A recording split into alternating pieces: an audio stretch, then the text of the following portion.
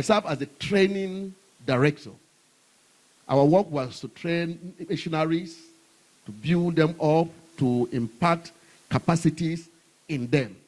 It was there that I realized that there is a big gap between missionary training and theological training.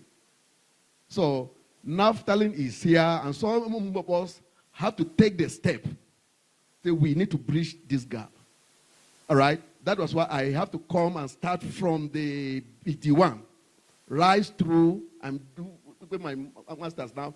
And I did not do missiology, and he knows why. Okay? And he knows why I am doing what I am doing. I want to see how missions and theology can be integrated for a better output in the mission field.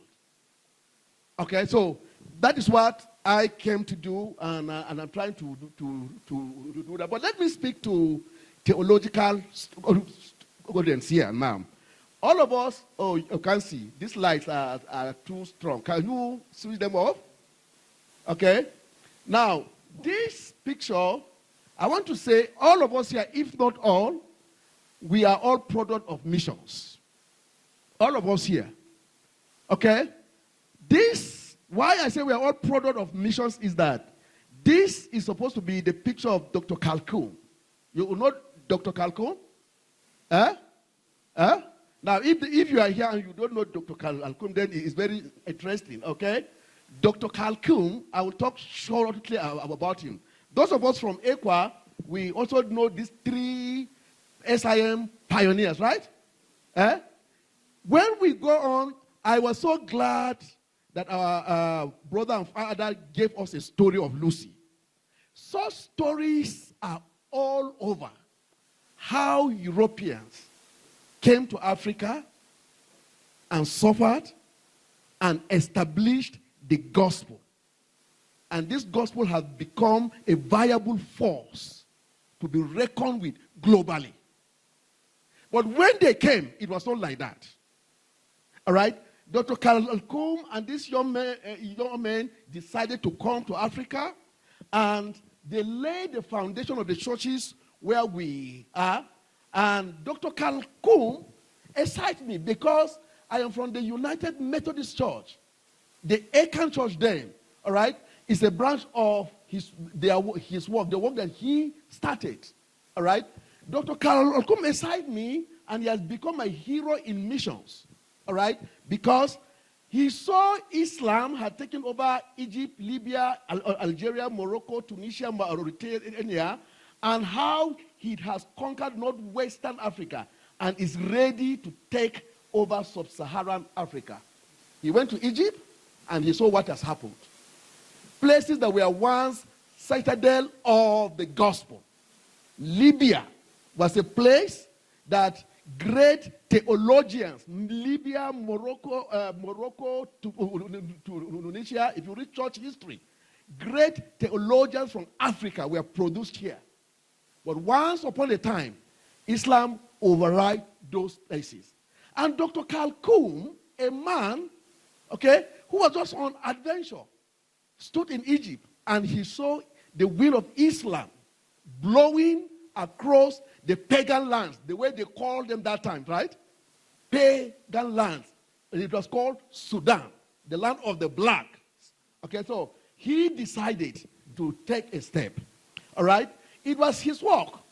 It was this vision that Dr. Calhoun said. He decided with his team. He came up with a vision. His vision was to set a barrier across Africa that will stop the downward move of Mohammedan religion to conquer the pagan people. That was his vision. That was what he set out to come to Africa to do. He saw Islam coming, all right? And he felt if nothing was done to stop the downward move of Islam, very shortly, Islam will conquer the whole of sub-Saharan Africa and down to the southern African part. And it was this vision that put him on course. He came to Africa, When he came to Africa, he started the SUM, all right? And his plan, his strategy, listen to this. I'm saying this because we are all product of missions, of this vision, all right? He said he came to Africa, their strategy was to plant African indigenous Christ churches that will be governed by what? Indigens, and will propagate itself and take the gospel to the other tribes. They came to Africa to plant African indigenous churches that will have the capacity to govern itself and then to propagate itself and to take the gospel across to Africa. I am talking about practical things in action, but I have a convincing ground that I want to talk about. Out of their work, you know these churches, these are just represent, it is right? All these great churches came from their Taken churches, TCNN, and all of them, you know what I'm saying, and many more. These are all products of one man's vision. Baptists, you will also know the story of Bowen, right?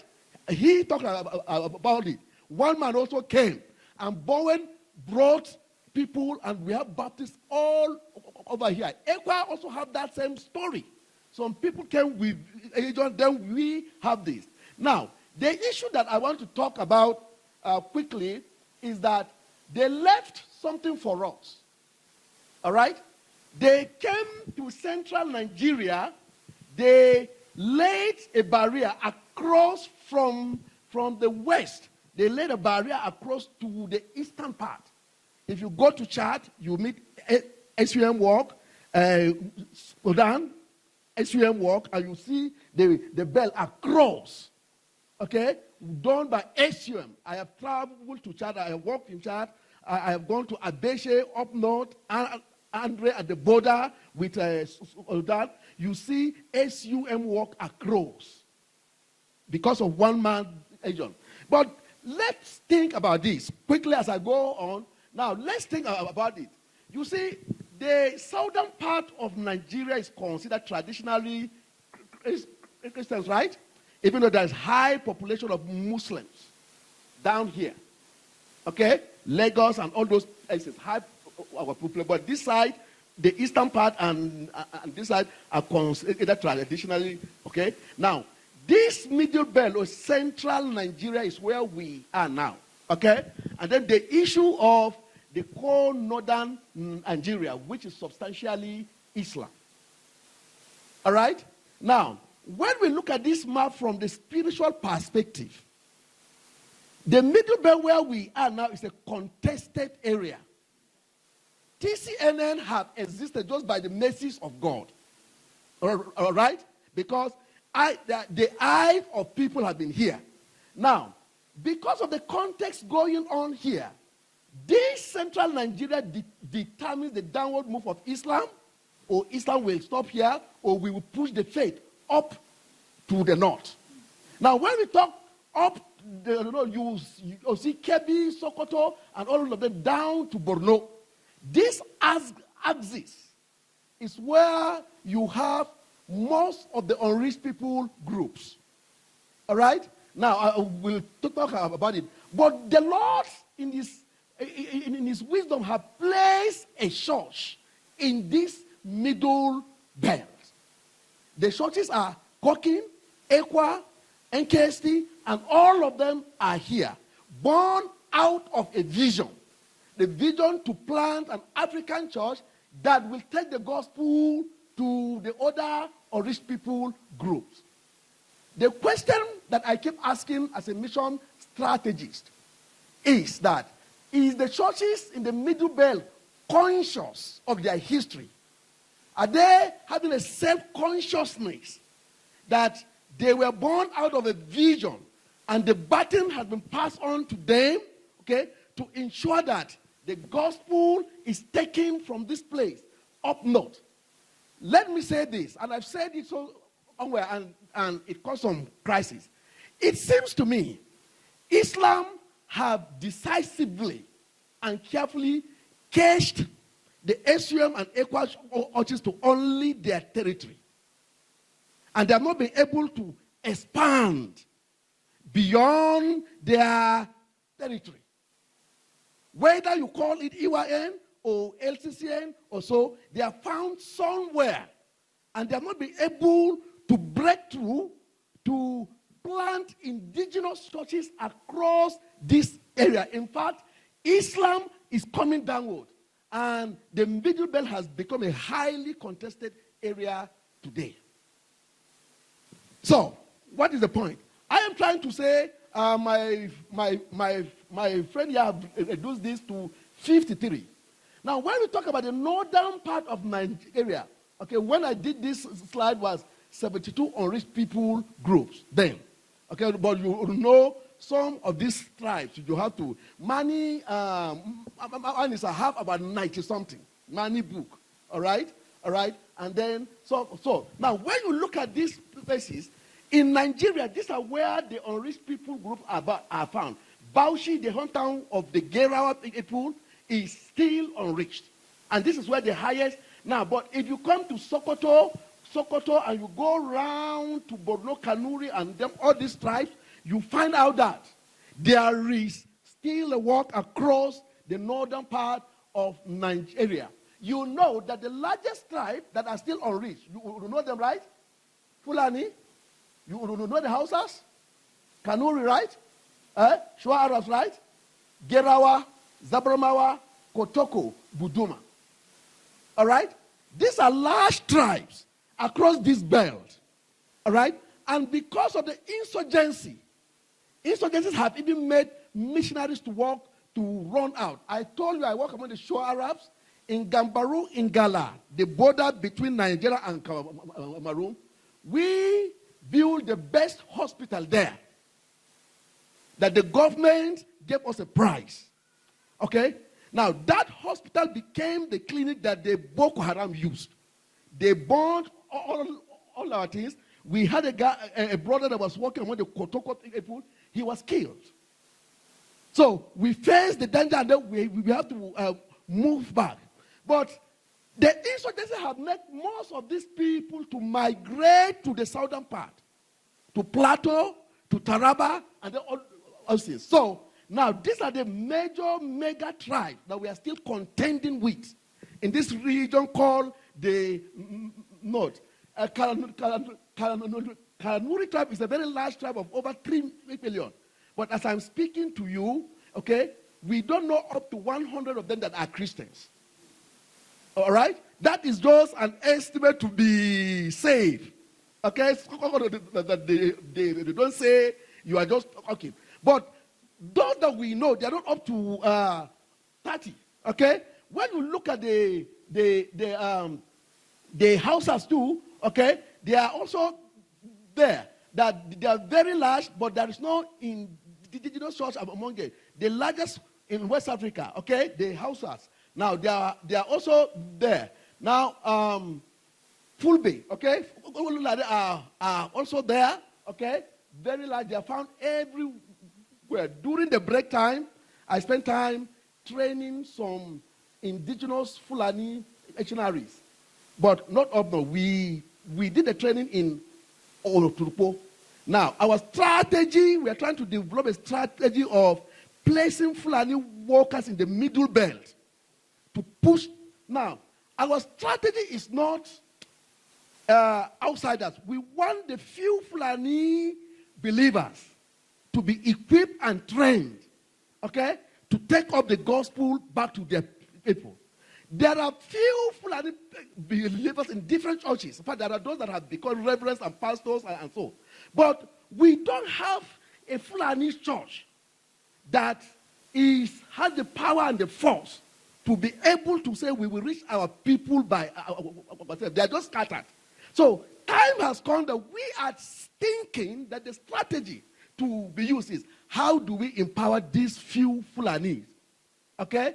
Train them, equip them, partner with them to see how they can reach their own people. We have started, and we are building. We have started a mobile training called a Fulani Institute for Fulani Ministry. Okay, Institute for Fulani Ministry. It's an integration of biblical studies, discipleship, and then ministry to the followers to help them by themselves. And some of them are ready.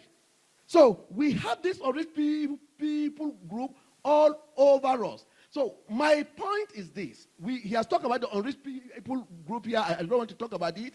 Okay, but you know that it is important in this gathering for us to understand what unreached people groups are. All right? Unreached people groups, according to Joshua Odenham, okay, unreached people is defined as less than 2% evangelicals, individuals, and less than 5% Christian adherents in that people group. So any tribe that you have less than 2% evangelicals and 5% total of the Christians, that group is classified as unreached people group. Now, the second thing is that these unreached people group have no church of their own language or culture within reach. That means there is no indigenous church. If you go to Maiduguri, there are so many churches in the city, but there is no one Kanuri church. All right? And there is no one Kanuri church yet. So, and that is why they are still classified as unreached. So, and they don't have a chance of hearing the gospel without outside help.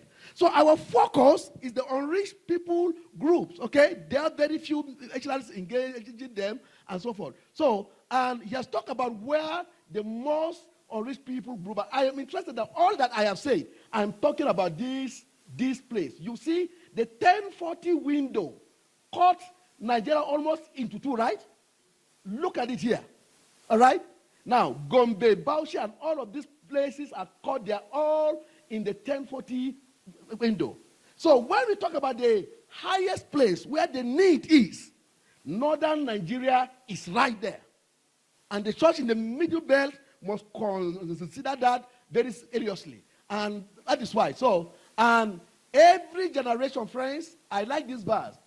The Lord, it is found in Judges, and this is what I will say and go on. The Lord left certain nations in the land to test those Israelites who have not participated in the wars of Canaan. He did this to teach warfare to generations of Israelites who had no experience in battle. These people were left to test the Israelites to see whether they will obey the commands, right? They will obey the commands the Lord had given to their ancestors through Moses. SIM, SUM, decades, their own time has passed. All right? But they did not finish the work. Hear me? They left, those places are left to test our generation. Will we obey the Great Commission and also catch the vision to go to the unreached people group? The reason why I'm talking about this, because they are there. In Nigeria alone, we have 53. And we have so many churches in the middle belt. Middle belt alone, Cooking alone, Ekwa alone, has what it takes. Have the use, the manpower. If they are well mobilized and trained, okay, they can produce workers for almost everywhere across the cold north. Talk less of Ekwa, NKS, and all of them. But do we understand the battle that has been passed on to us? Do we understand that lands have been left for us to engage in faith and conquer? Do we understand that the rest of Africa is looking up to us? That is the self-consciousness that I want theological students to have. That's, okay, that's the point. That is the point. Now, what is the role of Theological Institute in reaching the unreached? I have made a case that there are still unreached, right? I have made a case that there are thousands, millions of people that are unengaged. Boko Haram have created a region of darkness. All right?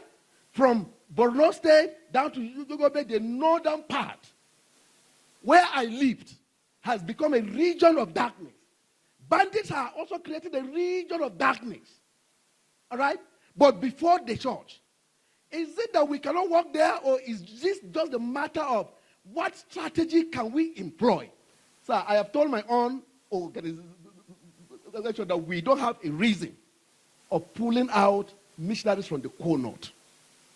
Being that most of these people have migrated to the big cities. So it means that the face of mission also in the north have changed. We should now engage Kano City. Place missionaries in Kano, in Sokoto City, in Duse. These strategic cities must be taken. And we are developing strategy in such a way that from the west to the east, or the northern part, we will place 3 clusters of missionaries. First, in the first part, second part, and the third part, to combat, Islam. We are not politicians. We want to reach these people with the gospel because they are still unreached. So what is the part of the, Now, once upon a time, let me tell you a story, right? Once upon a time, Paul, following the example of Christ, gathered some disciples and had discussion with them for 2 years at the lecture hall of, where? You know that story? You know that story? Okay. Most people that write about theological schools, how seminaries, they refer to this, that this was a kind of Bible school.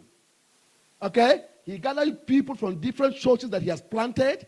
You will know in his third missionary journey, Paul did not travel around, right? He stayed only in one place, Ephesus. Now, after he did this work, you see the result of this thing is that there is all the Jews and Greeks who lived in the province of Asia had the word of the Lord. For Paul, gathering people to lecture them, to teach them, to discuss with them, was not to impart head knowledge, all right, but was to create a movement of workers who will make incursion into Asia and Europe. You will know in his third missionary journey, he knew that his time was coming to an end. All right? So what he did was to set a kind of training, or what we may call in the modern day, a kind of theological seminary, where he gathered people from, if you read chapter 20 of Acts, their names were mentioned, from different churches that they were with him in Ephesus, and he taught them. But what kind of theologians did he produce? He produced theologians who took the gospel to Asia. That is what the scriptures say. So, if we are to follow biblical example, we will ask, what is the role of theological institutions in reaching the unreached? I have cited one example here. A theologian and a church planter, I will talk about Paul soon, who started something as a training. He gathered people and he trained them. He trained them for church planting. I hope you know that Paul did not plant the church in Colossae. It was Epaphras, right? Who was Epaphras? Historians said it was in Ephesus. That he got to know Paul. And he got so trained that he went to plant a church in Colossae. All right? And that is the kind of training that I will suggest here. All right? Now, what should be the role of theological institutions? One, I believe that theological institutions are set up by God. You hear me? I believe that with the whole of my heart. Second, I believe they are set up not to be monuments or graveyards. Or graveyards, but to play a vital role in the global purpose of God.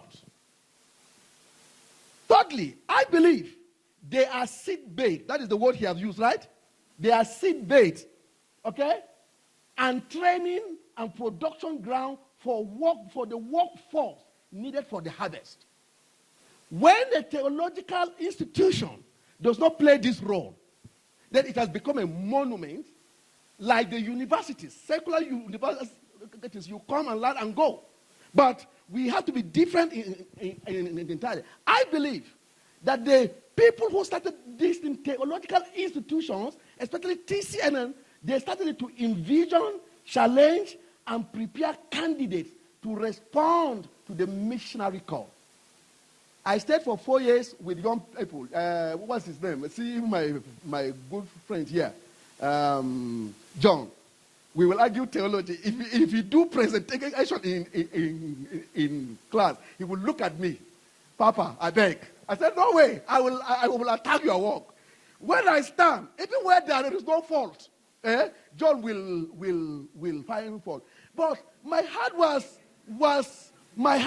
bleeding for these young people who just came from secondary schools. Some of them have not learned Christ enough to bring them here. Some of them, by the time they started to teach these theological things, some of them started to disbelieve the Bible. Okay? Right in the class. Some of them, you cannot correct them. And I wonder, say, what brought these people to this school? What is the criteria for admission here? Some of them, there was a lecturer that asked, are there people that the certificate you are using, the SSCE certificate, some raised their hand that the certificate that they got admission to read into this school, okay, is not their own. John, right? That day, okay? Some raised their hand. I said, how can we have people that their certificates are not their own here? Well, they are here, all right? And I stayed with them for 4 years. I keep observing the kind of pastors that will be produced for the church in the Middle Belt in the next 10 years. People who have no experience with Christ. People who have no experience in life. But we have gathered them, and we have gathered them to teach them theology. All right? That will even kill their knowledge of God and so forth. Now, this is it. That I believe that a theological institution should be like this. Now, but the issue is this. Theological institutions are designed to produce the pastors and academicians. I have checked. Right now, I am my friend is doing his PhD in Asbury Seminary in the U.S. All right. Now, he is telling me the problem he is having with the kind of Christianity that is being practiced in that campus. He feels he should pack his things and come back. I said, no, finish. God sent you there for the faith is being praised. He is not free to talk. So I like to see. Now, the way the doctor has made the point, our theological schools are designed after the pattern of European universities. That is why you will see there is the compatibilization of courses into areas of specialization. I am a systematician. I am what now, sir? Yes, ethicist. I am the biblist. I am this. And I watch how we pride ourselves with this now. See, so we produce specialists in missiologies who have never been to the field. Specialists in biblical theology who cannot do contextualized theology. Okay? Specialists in systematic theology that we have various problems in the church. I don't know when they will systematize it. All right? But very excellent. Okay? Very excellent. So, another problem is that practical missions is marginalized, even in the discipline of mission, sir. This is my, I don't know when he will teach mission in TCNN, and then they will have 2 weeks cross-cultural experience in the field as part of that course. I don't know when we will bring practical experience to the courses that we do here. And you're not talking about TCNN, I'm talking about theological seminary. Pastors, church leaders, accommodations are produced with cold hearts, without passion for souls.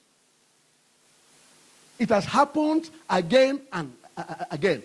That is why some lecturers I will talk about it looked at theological schools are graveyards. If you go there, you will die spiritually. And what we have seen seems to prove that it is true. Okay? But that is not the case. All right? So local churches that are to be missionary sending bases do not get involved in missions because pastors do not talk passionately about missions. Tell me, you are produced as a systematic theologian or as an academic Bible, interpret Greek, and so forth. How will you stand at the pulpit to challenge people for missions?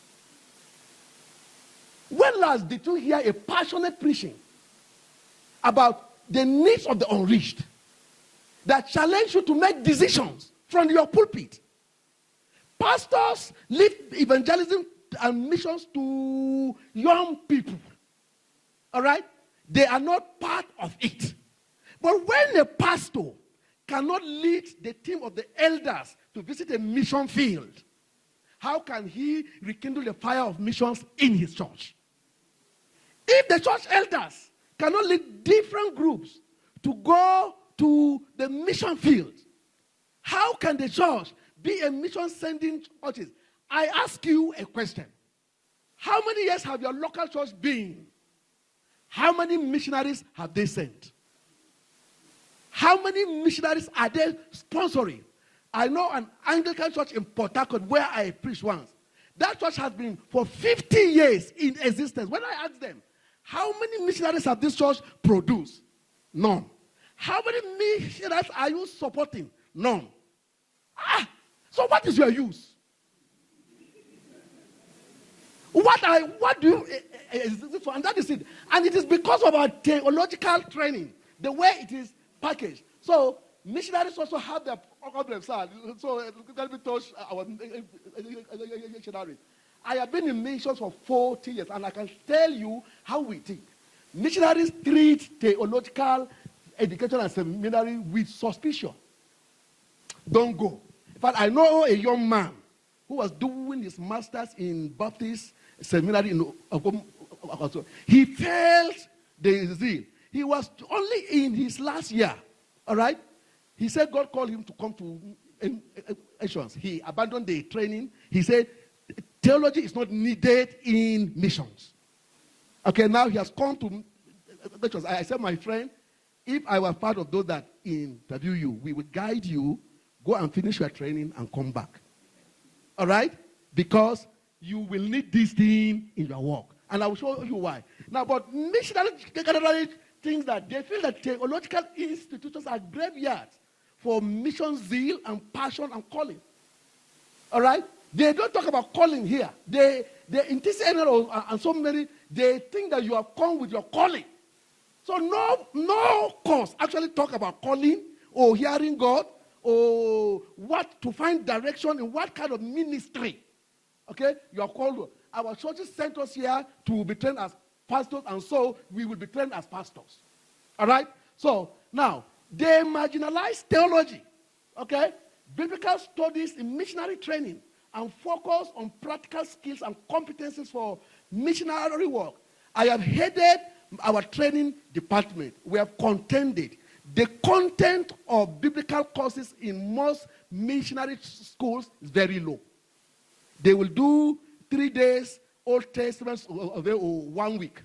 Then they will do, and that is sufficient to send missionaries to the field. I have also seen that the result of this is shallowness in theology. Planting churches that are not deeply rooted in theology and cannot transform the society. I will make a case. Let me just round up here now. So, missions and theology, are they friends or are they enemies? All right? Are they friends or are they enemies? My position is that you cannot have sound theology without missions. And you cannot have missions without theology. God has designed them to be one. God has designed them to be one. So that is the point here. Missions produce the local churches. Okay? All of you want to be pastors. But nobody teaches you how a church is planted. And especially in cross-cultural context. Your own is to finish and put collar and go and pastor a church. How was that church planted? Okay? How was that church? How did that? So it needs mission is the thing that produces what we want to pastor. Okay? And then theology is needed because theology takes, and listen to me, mission plans the church and produce the raw materials for theological reflection. Look at all the letters that Paul wrote. They are mission-filled letters, but these are the things that we study as theological books. The churches produce the problem for them. Okay? And then he said that, look at the issue of should man sleep with his father's wife or not? Paul did not set out to write that. It was a problem in the church that made him to write a theology for that. Okay? Now, mission produce the raw materials for us to grapple with God. We produce papers and theses that are just here. They are not relevant, okay, to the church life. And that has worried me so deeply. How can I write a thesis that will affect my work? All right? And then so theology takes the raw materials and reflect on it and then produce it for the church. Theology is done for the church. Church isn't to do theology. The church is the community for theologizing. Okay? And that is why you cannot have one without the other. So, what am I proposing here? The time has come, sir. Our doctor said he wants a school of missions to be done here. That is a very fine idea. But for me, I want the unbundling of theological education all together to become an integrated theological training, which integrates theology, missions, and discipleship. No pastor should preach on the pulpit that he doesn't know mission. No pastor should do without knowing what the Christian discipleship is all about. Now, I don't know, sir, I'm sorry, but you know in Nigeria, discipleship is run as an end in itself. It doesn't produce missionary. Okay? Now, theological schools are run on their own. They don't produce. And missions is just dancing. All right? Unless we take a firm step of integration in our theological training, I don't see how we can finish the work of world evangelization in our generation. Okay? The reason is that no one should graduate from the theological seminary or ministerial training without this. So, I want to round up this way. Okay? That the church without theology, okay? When theology education is pursued without church, the case of North Africa will happen. Okay? When missions is pursued without theology, okay, the churches will not be deep. Okay? And so, it is my proposal that cross-cultural mission experience should be a compulsory in theological school. Nobody should pass through this institution without taking compulsorily mission courses as part of it, not elective. Okay? And then nobody, during breaks, sir, and that is what I want to say now. I am trusting that out of this conference, something will break out. That during break time, students should take at least 2 weeks mission trip.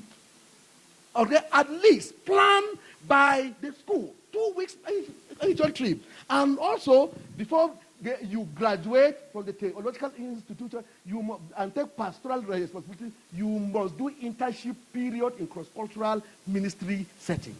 If these things are done, I think we will have this. You know Paul, let me stop here. He's a superb missionary theologian. You all know him, right? He said, woe unto me if I do not preach the gospel.